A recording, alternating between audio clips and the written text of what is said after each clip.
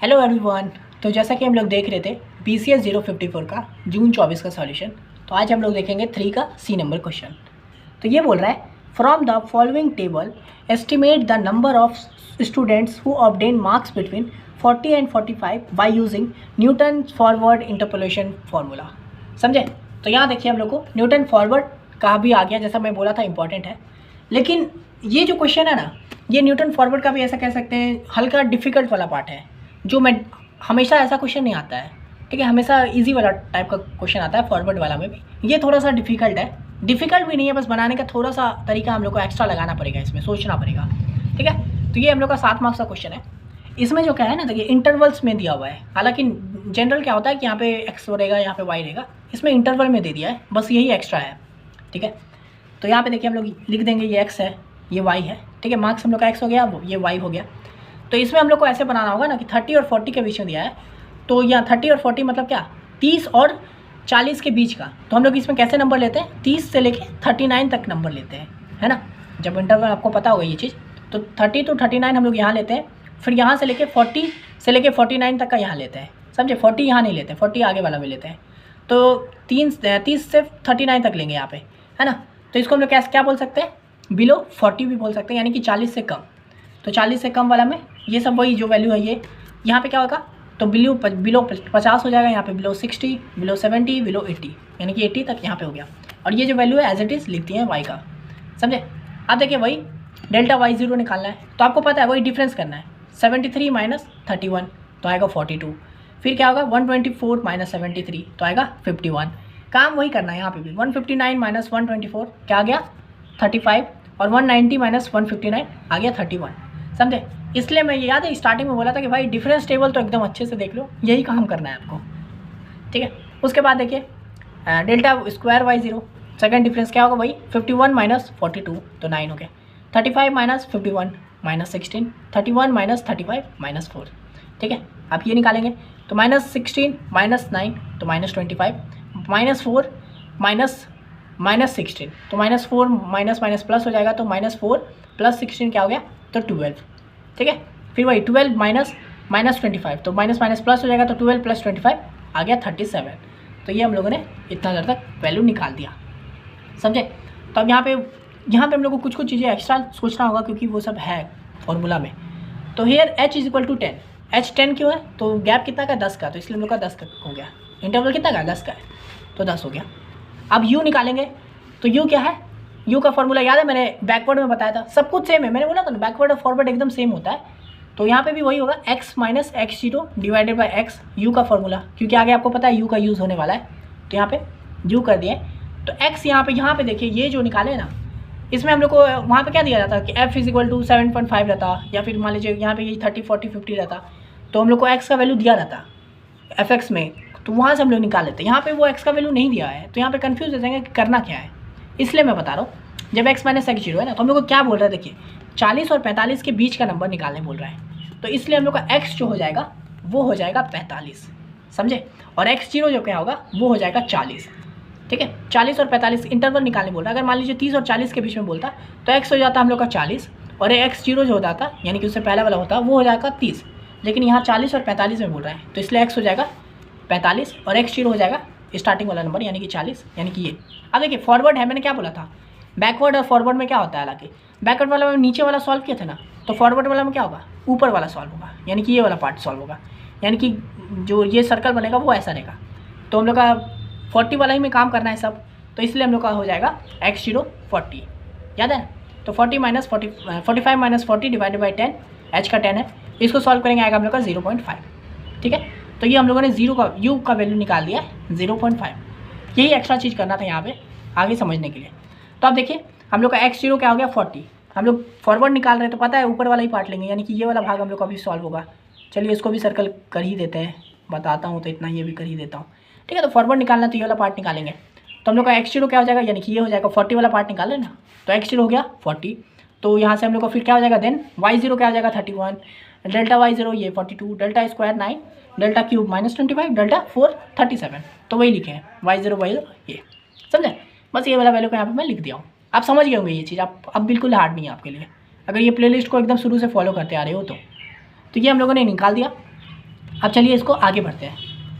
तो फॉर्मूला निकालेंगे, तो बैकवर्ड फॉरवर्ड फॉर्मूला मैंने क्या बोला, माइनस चेंज, तो y is equal to y0 y u minus 1 factorial, फिर क्या होगा, मतलब यहाँ पे उसमें बैकवर्ड में था, यहाँ पे सीधा डेल्टा y0, ठीक है, फिर प्लस u, यहाँ पे देखिए u माइनस, देखिए u इंटू u माइनस 1 हो गया, समझो, वहाँ पे प्लस था यहाँ पे माइनस हो गया, सिंपल, यही फॉरवर्ड का यही होता है, यही मेन होता है, इसको याद कीजिए।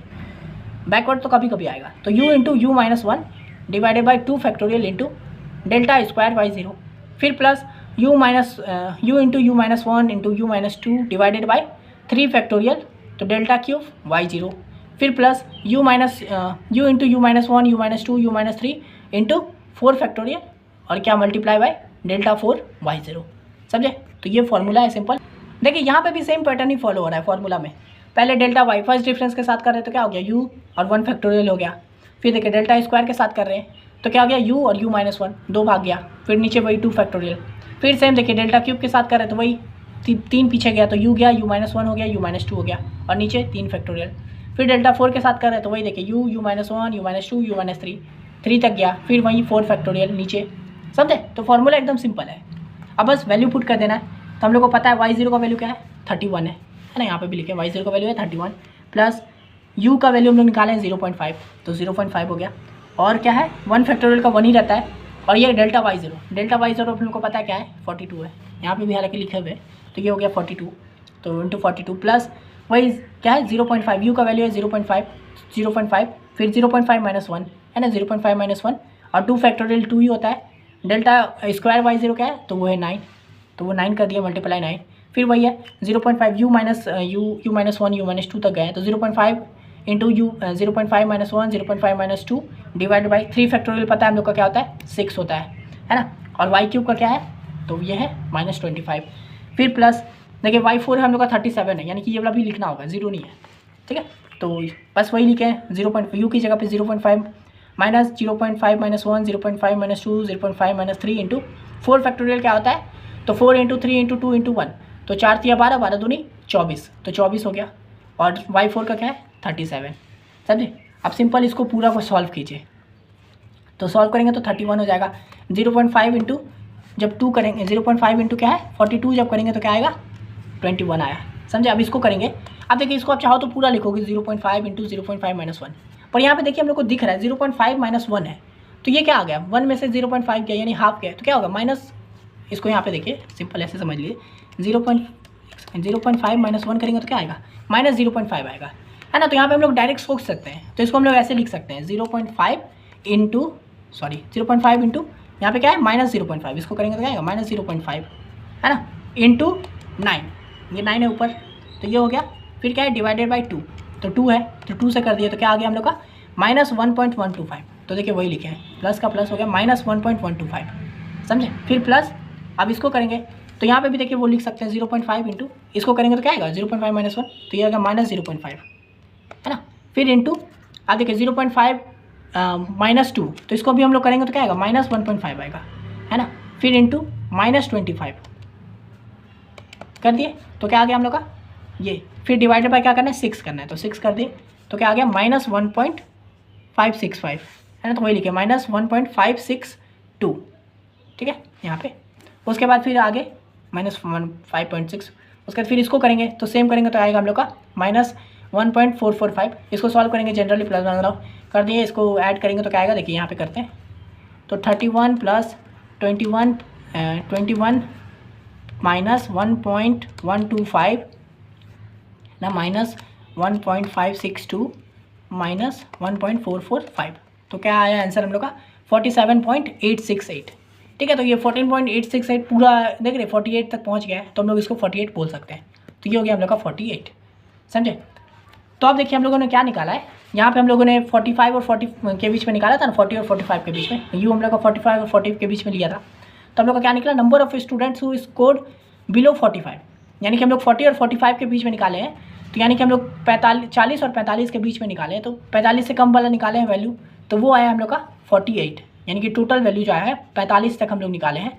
क्योंकि देखिए याद है हम लोग एक्स को क्या लिए थे 45 लिए थे, और जनरली नॉर्मल क्वेश्चन में क्या रहता है एफ यहाँ पे 45 ऐसे करके रहता है, तब हम लोग एक्स को मानते हैं, यानी कि इसका मतलब क्या हुआ हम लोग इतना दूर तक निकाले हैं, यानी कि वैल्यू तो हालांकि 30 से शुरू हुआ है और हम लोग 45 तक निकाले ना कि 40 तक, तो 30 से 45 तक निकाले हैं तो वो हम लोग का आया है 48, समझे।